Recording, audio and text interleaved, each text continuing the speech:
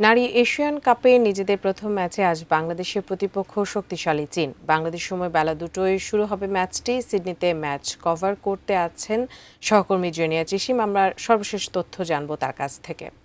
আপনি যেমনটি বলছিলেন যে বাংলাদেশ ইতিহাসের সাক্ষী হয়ে গেছে অলরেডি, এবং আজকের ম্যাচ দিয়ে বাংলাদেশ সেই ইতিহাসটা আরো রাঙাতে চাইবে। কারণ আপনি জানেন যে এফসি নারী এশিয়ান কাপের মূল পর্বে বাংলাদেশ প্রথমবারের মতো খেলছে, এবং যেহেতু প্রথম ম্যাচ আজকে বাংলাদেশের, এবং সেই ম্যাচটা কিন্তু কঠিন প্রতিপক্ষ চীনের বিপক্ষে। চীন 9বারের চ্যাম্পিয়ন এবং কারেন্ট চ্যাম্পিয়নও চীন, সেই কারণে বাড়তি প্রেশার আজকে বাংলাদেশকে নিতে হবে।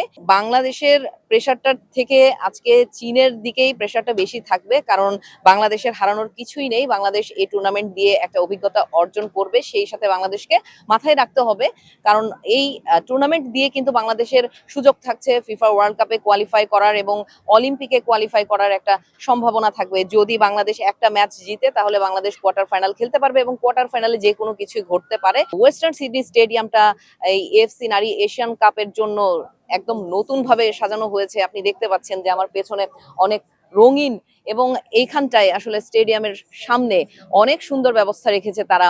মনেই হবে না এটা একটা স্টেডিয়াম। স্টেডিয়ামের বাইরে পার্কের মতো একটা ব্যবস্থা করেছে। এখানে একটা বল দেখতে পাচ্ছেন, এই বলে কিন্তু বাংলাদেশের ফ্ল্যাগ জলজল করছে। সেটা নিঃসন্দেহেই গর্বের বিষয়। এশিয়ান কাপের মঞ্চে বাংলাদেশ প্রথমবারের মতো খেলছে, সেটাই আসলে গর্বের। ফলাফল যেমনই হোক না কেন, বাংলাদেশ ভালো খেলবে সেই প্রত্যাশা করাই যাচ্ছে। এবং এইখানটায় আপনি আমার পেছনে দেখতে পাবেন যে এখানটায় ফ্রি চিকিৎসারও একটা ব্যবস্থা রেখেছে, এবং এই চিকিৎসাটা ওনারা একদম ফ্রি প্রোভাইড করছেন যারা খেলা দেখতে আসছেন। I love giving this service. It's so good to see people bring their health into their own hands. It's really lovely to see the community coming together to about something that matters, our own health.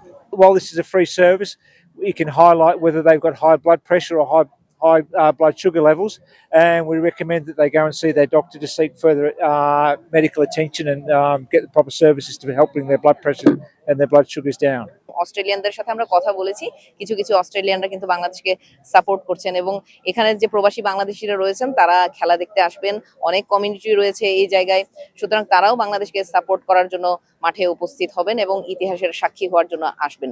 তো এই ছিল আমার কাছে এখন পর্যন্ত সর্বশেষ তথ্য।